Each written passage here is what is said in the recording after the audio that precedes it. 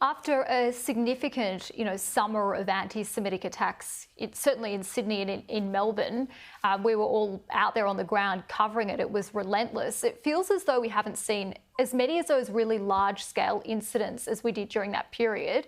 Why do you think there's this surge now? Well, we had a summer of horrific incidents, as you mentioned there, and that seemed to have passed us by. But a lot of people treated that as the end of the anti-Semitic crisis in this country. But the Jewish community knew better. We were experiencing things in schoolyards and university campuses on the streets. We were carefully monitoring social media discourse. We were looking at what was happening abroad. And the movement against Israel and against the Jewish community did not go away. And it continued to advocate, it continued to organize, it continued to identify targets. We saw a murderous attack by someone chanting Free Palestine in Washington, D.C., outside a Jewish museum. We saw the attack on elderly people marching peacefully in Boulder, Colorado, with a woman in her 80s burned to death, again by a person chanting Free Palestine. We've seen extremist scenes in our cultural festivals like a Glastonbury. So the Jewish community has been saying all the way through that this anti-Semitic crisis is not over. The ideology remains with us, and it remains intent on destroying our society. It's not merely the Jewish community that's a threat here.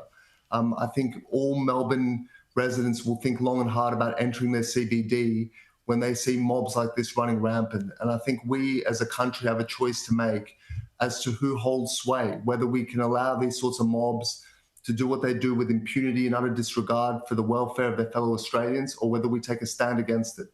We've seen opposition leader Susan Lee, Liberal MP Julian Leeser come out and write a letter to the government and say there needs to be greater security measures to try to prevent some of these incidents from occurring.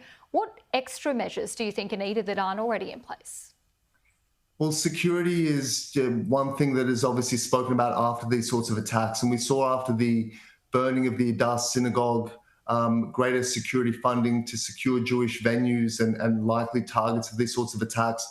That's all good and well. But the Jewish community, we said so at the time, obviously we need to be secure. And when you have direct threats leveled at Jewish institutions on a near daily basis, security is an imperative. But at the same time, we need to move beyond the reaction of security, and we need to look at the cause of this.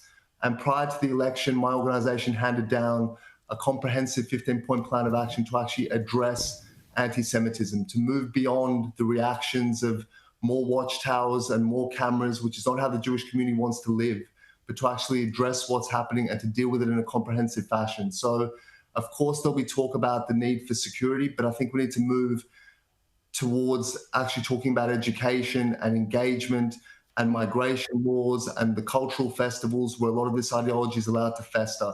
We need a much more comprehensive response and not merely more security.